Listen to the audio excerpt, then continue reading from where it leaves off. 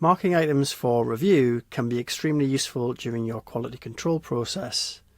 For example, if you're unsure about something relating to a particular item, you might want to go away, do some research, or maybe have a meeting with somebody, and then come back and look at that item again. So in this case, marking an item for review could just be a little reminder for yourself that there's still something to be done. Alternatively, another reason why you might want to mark an item for review is if you want surveyors or other members of staff to pay particular attention to an item. Maybe it's a high-risk item, for example. So either way, there are lots of reasons why you might want to mark an item for review. How do you actually do it? Well, you might have noticed these little grey bars on the left-hand side of the inspection items. To highlight each item, you can just click this bar, like so. You can do this individually. If any of the items within a section have been highlighted, then the section itself turns red. So if I was to toggle all of these back off, and I do this last one, the highlighting has disappeared from the section. What's also worth mentioning is as soon as I highlighted the item here, it also highlighted it on the mobile app. So this is a visual indicator that you need to go into this item and check it over. So that's how you add the highlighting. I should also point out that the highlighting is added automatically if you were to copy an old report. For example, if this was a copied report, each of those inspection items would be automatically highlighted.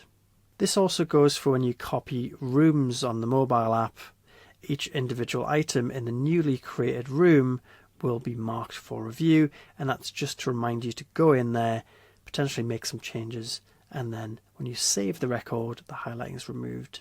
So I want to show you that process, how the highlighting gets removed. Now, in the example before, we just manually toggled it off here on the dashboard. But the other way you can remove the highlighting is to save the record. So if I open this first one up, let's imagine we've made some changes here, and click save, and the highlighting disappeared. Now this is great because let's imagine we've got a few highlighted inspection items like this. How do we know which ones we've actually checked over? Well, the highlighting tells us that. So if I was to go into this one on the app this time, I'm going to press save. We know we've saved that. We know we've checked it because that highlighting disappeared as soon as we press save. We can move on to the next one. And then we know this last one still needs checking over. So we can go in there and save that as well. Now, marking an item for review also persists when you exit the report and go back in.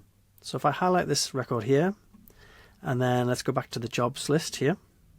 I'm going to go back into this report, open it up.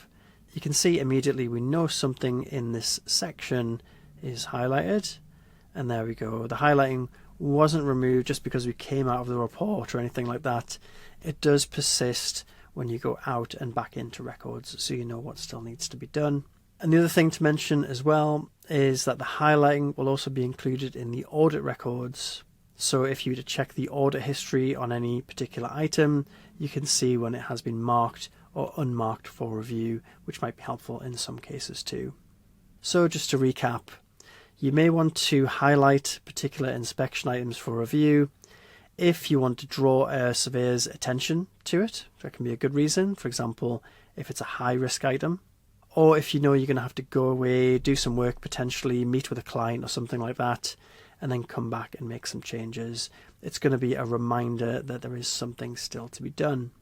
And the other reason is you might often just want to mark all items for review after you've done your desktop work, just in order to make sure that surveyors actually go into these on site and resave the record, which can be especially useful for things like re-inspections, where you're copying an old report and you want to make sure that they actually check each thing individually, and this just ensures that nothing is missed during the re-inspection.